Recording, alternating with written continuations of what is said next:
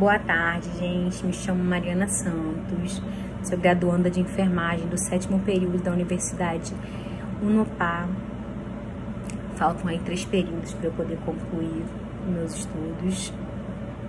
Assim esperamos. O meu trabalho de pesquisa, ele é derivado do meu TCC1, que eu fiz no período passado, no 6º período. Eu falei um pouquinho sobre a saúde da mulher no sistema prisional. O interesse pelo assunto, ele se deu devido a uma palestra, né? Eu era integrante do núcleo de pesquisa de espiritualidade da UF, onde uma das pesquisadoras, uma das doutorandas, elas estavam falando sobre amamentação no cárcere. E como eu era monitora da saúde da mulher no período passado, eu tive muita curiosidade em falar sobre o assunto. Eu fiquei curiosa para poder falar sobre o assunto da saúde da mulher no sistema prisional.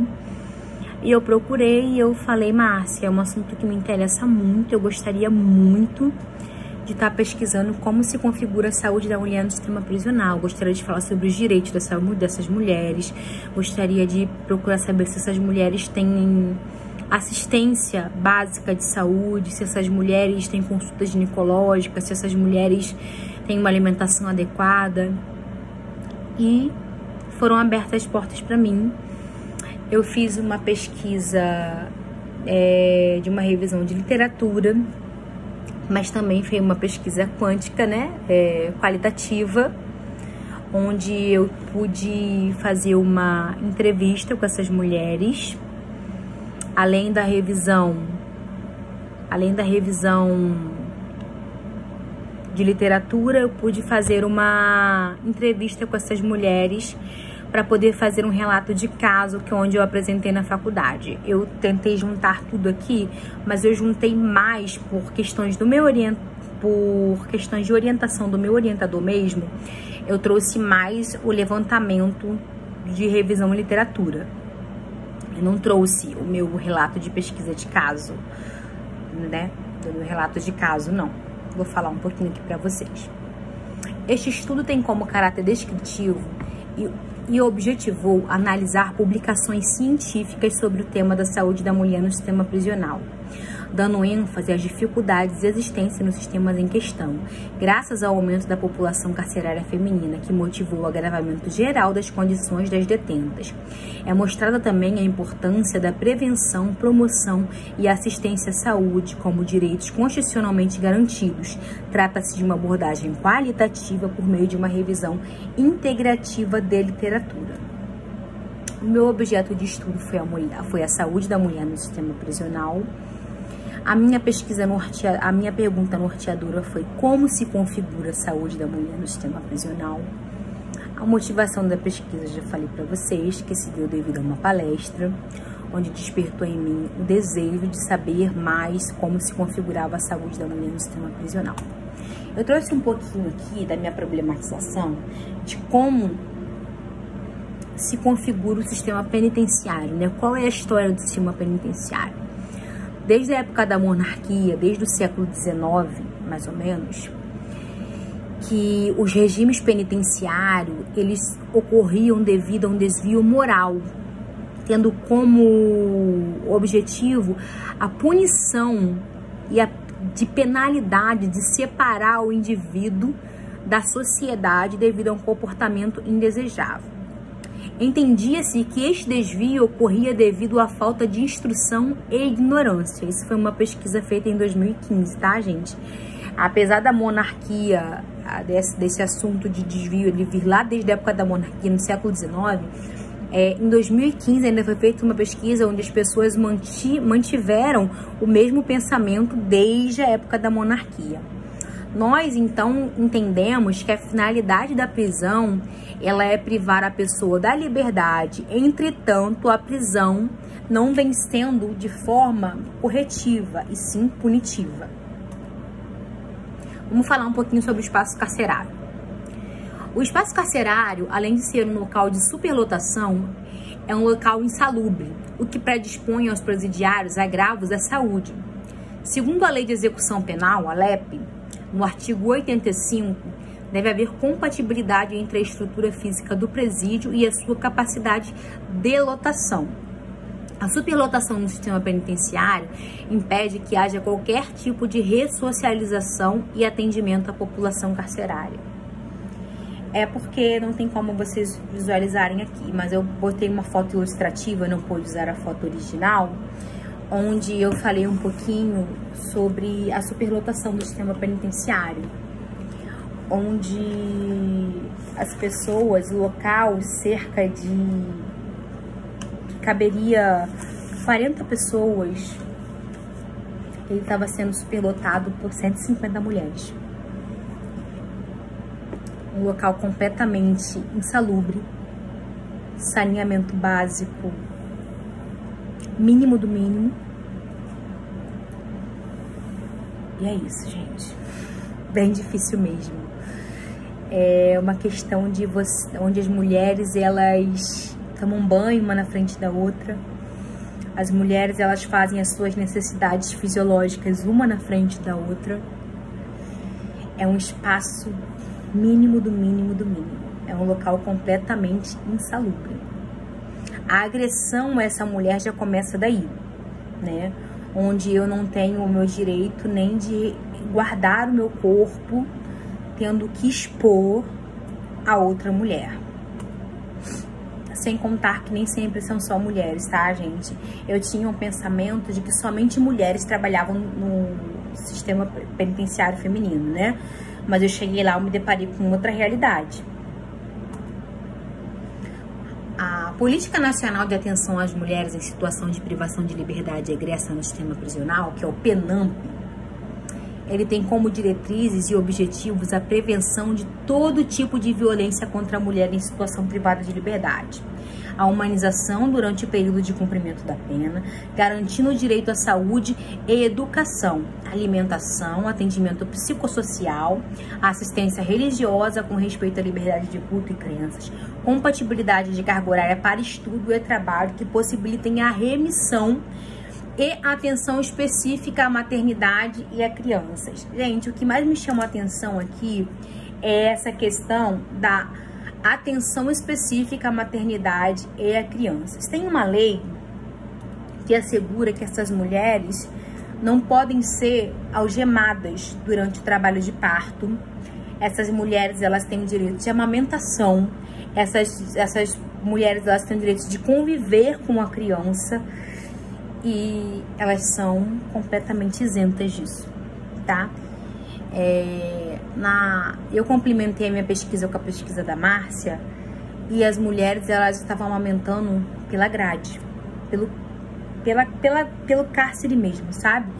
Botavam a mama pra fora e a criança amamentava por ali, se amamentava por ali.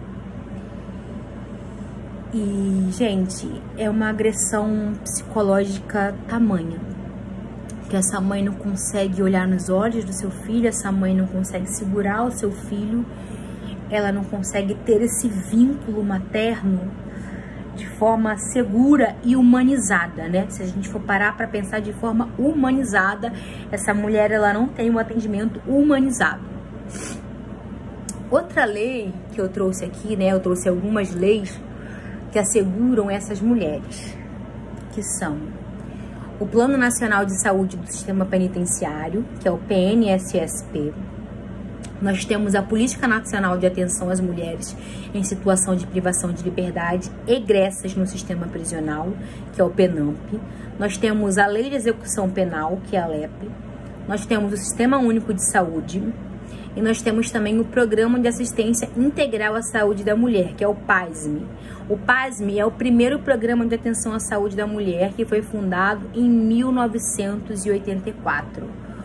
Se nós formos parar para analisar aqui, nós tivemos a Constituição Federal somente em 1988. Então, essas leis que asseguram essas mulheres no sistema penitenciário, elas vêm bem desde lá de trás. E ainda causam essa distorção até hoje. São leis que não são cumpridas, né? O primeiro programa específico de atenção à saúde da mulher foi criado em 1984. O Programa de Assistência Integral à Saúde da Mulher, que é o PASME, né? Em 2004, o PASME passou a ser designado como Política Nacional de Atenção Integral à Saúde da Mulher. Então, de PASME, ele passou a ser PNASME, com o objetivo de ampliar e assistencializar populações ainda inviabilizadas, dentre elas mulheres presidiárias. Aí vem aqui, ó. Em 1988, através da Constituição Federal, o artigo 196 ficou assegurado como a saúde como um direito de todos e dever do Estado, Sistema Único de Saúde, né? A política pública em saúde voltada para o sistema prisional foi estabelecido pela Lei de Execução Penal, que é a LEP, em 1984, onde foi previsto atendimento médico para pessoas privadas de liberdade. Gente, vamos parar para falar aqui só um pouquinho? Eu ainda vou falar sobre algumas doenças, mas chegou para mim aqui no ano passado a situação de uma detenta que ela morreu com periocardite, uma doença de causa tratável, né? Eu tô até levantando uma pesquisa agora sobre cuidados paliativos no cárcere, mas tá sendo muito difícil porque são mulheres com pouca visibilidade, é uma área defasada de pesquisa, são poucas pessoas que se interessam a pesquisar pelo assunto. A saúde da mulher no sistema prisional foi bem difícil fazer um levantamento de dados, porque poucas pessoas tinham pesquisado sobre o assunto. E o que nós temos observado nessas pesquisas do ano passado para cá é que essas mulheres em situações de liberdade, elas têm morrido por causa de doenças de causas tratáveis. Nós vamos falar mais lá na frente que é uma população com maior índice de STs, infecções sexualmente transmissíveis. É um dado absurdamente assim diferente dos homens para as mulheres, onde nós achávamos que nos homens seria um caso muito mais agravado, muito mais, né, boom, mas não. As mulheres, elas estão mais infectadas do que os homens. Segundo a Lei 8.080, Sistema Único de Saúde, né, SUS, estabelece que haja universalidade de acesso aos serviços de saúde e igualdade da assistência em saúde, sem distinção e preconceito de qualquer espécie. Ou seja, é uma lei desde 1990. Nós falamos que o PNASME foi lá em 1984. Olha como é um processo um pouco lento, né? Se a gente for parar para poder pensar. Baseado no SUS, foi criado o Plano Nacional de Saúde do Sistema Penitenciário, que é o PNSSP, garantindo a inclusão penitenciária no SUS, respeitando os preceitos de cidadania e direitos humanos, tendo em vista que as mulheres carcerárias e pessoas privadas de liberdade se encontram em situações difíceis nas prisões, devido ao local insalubre e precariedade dos espaços físicos, aquilo que nós falamos lá no início. São pessoas que estão num metro quadrado onde caberia 30, 40 pessoas e nós temos uma superlotação de cela com 150 mulheres, fazendo suas necessidades fisiológicas, tudo expostas umas a outras.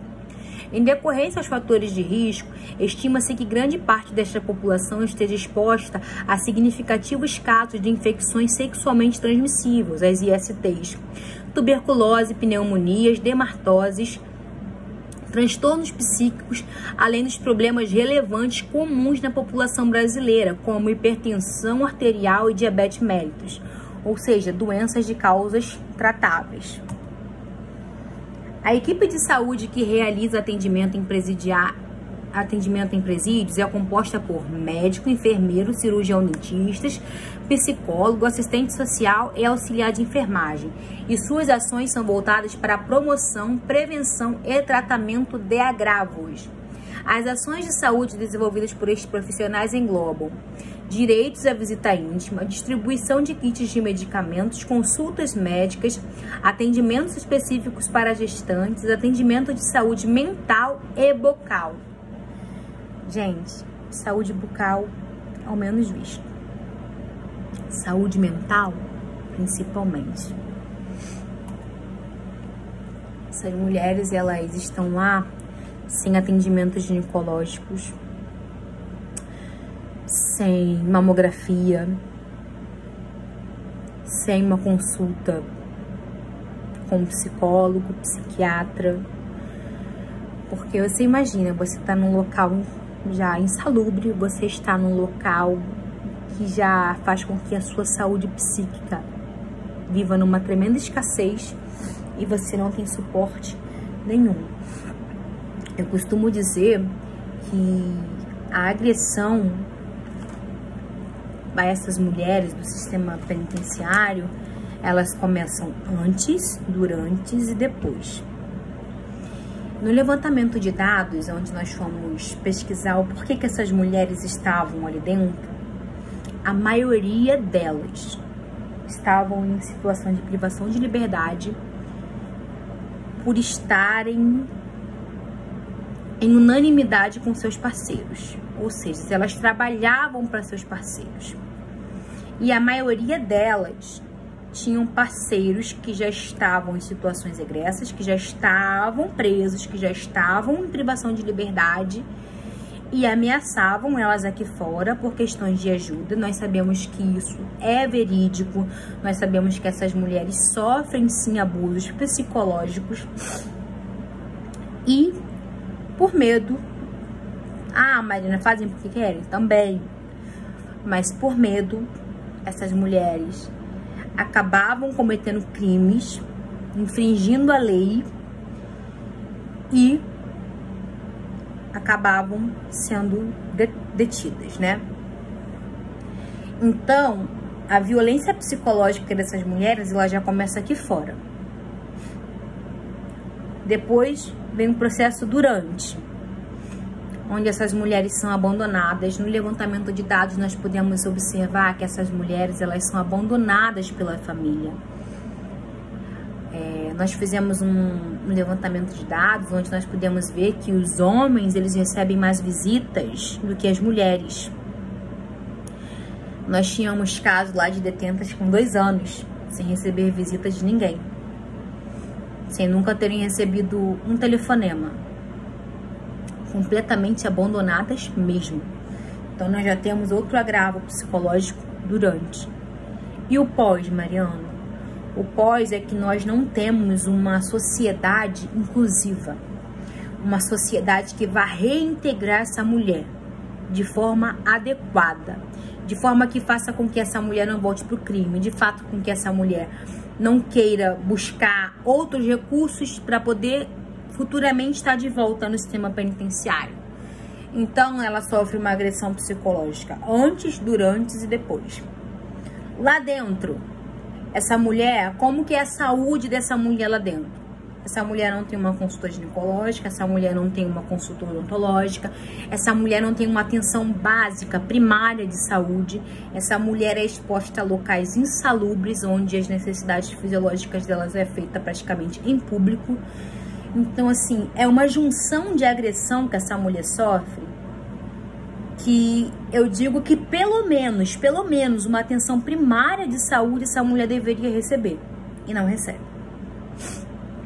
A saúde no sistema prisional apresenta um quadro crítico e preocupante, já que as instituições não possuem estrutura para assegurar as condições dignas para a vida das pessoas quando relacionado ao conceito ampliado de saúde. De acordo com a Lei de Execução Penal número 7.210 de 1984, no seu artigo 14, o preso ele tem direito de assistência à saúde. Segundo as regras das Nações Unidas para o tratamento de mulheres presas e medidas não privativas de liberdade para as mulheres infratoras, baseado nas regras de Bangkok, tá no livrinho da ONU para quem quiser ler, regras de Bangkok. Cada recluso deve ser examinado o mais depressa possível após a sua admissão no estabelecimento penitenciário e em seguida, sempre que necessário, com o objetivo de detectar doenças físicas ou mentais e de tomar todas as medidas necessárias para o respectivo tratamento. De acordo com a estimativa do Programa de Conjunto das Nações Unidas sobre HIV e AIDS, né, o UNAIDS, o nome do programa é UNAIDS, a prevalência da AIDS entre pessoas privadas de liberdade é mais alta que entre a população geral. Por que, Mariana, essa infecções sexualmente transmissíveis, a AIDS, ela é de alta prevalência em pessoas em situações de privação de liberdade. Troca de material de perfuro cortante. Nas mulheres, compartilhamento de gilete, uso de drogas ilícitas, relacionamentos entre si, mulher com mulher, a pessoa acaba ficando numa carência, ou a pessoa já tem mesmo essa outra orientação de gênero, e é outra orientação sexual, né, na verdade, e ela acaba se relacionando com essas outras mulheres. E essas mulheres, como elas não possuem orientação de saúde, essas mulheres acabam se infectando, porque às vezes as pessoas ficam assim, a mulher com mulher tem a probabilidade de infecção, Mariana? Sim, a probabilidade é a mesma. E é isso. As mulheres têm necessidade de saúde específicas, especialmente com relação à saúde reprodutiva. Segundo o órgão mundial da saúde, há mais internas usando drogas e infectadas com HIV do que presos. As mulheres também são vulneráveis à violência sexual, risco de gravidez indesejadas e outras infecções sexualmente transmissíveis. Mariana, como que é o risco de gravidez indesejadas por essas mulheres? Gente, agora vai um assunto muito delicado. Casos de estupro dentro do sistema penitenciário. Lembra que eu falei pra vocês que eu achava que só mulheres tinham acesso a essas mulheres? Mas não. Tem a questão da visita íntima, onde essas mulheres também se relacionam e acabam engravidando indesejavelmente. Mas nós também temos o caso de estupro. Nós tivemos, nesse nosso relato de caso, o caso de um estupro. Mas quem dá voz a essa mulher? Quem dá voz a uma pessoa que infringiu a lei, uma pessoa que está completamente invisível para a sociedade? Ninguém. Conclusão. Apesar de tantas leis que garantem às mulheres uma saúde de qualidade, o sistema penitenciário encontra inúmeras dificuldades na atualidade, tendo em vista o total abandono por parte das autoridades responsáveis. Aí eu botei ali as referências. Gente, é sobre isso. Apesar de tantas leis que asseguram essas mulheres, apesar do Sistema Único de Saúde, apesar da órgão mundial de saúde, apesar da lei de execução penal, apesar do PNASF, apesar das regras de Bangkok, nós temos muitas coisas. Mas essas mulheres acabam sendo vulneráveis e essas leis acabam sendo não cumpridas. Eu te convido a pesquisar, você que tem interesse de saber mais sobre a saúde da mulher no sistema penitenciário, a pesquisar sobre a saúde da mulher, a procurar saber quais são os tipos de agressões que essas mulheres sofrem lá dentro. Não são somente agressões psíquicas, nem agressões físicas, são...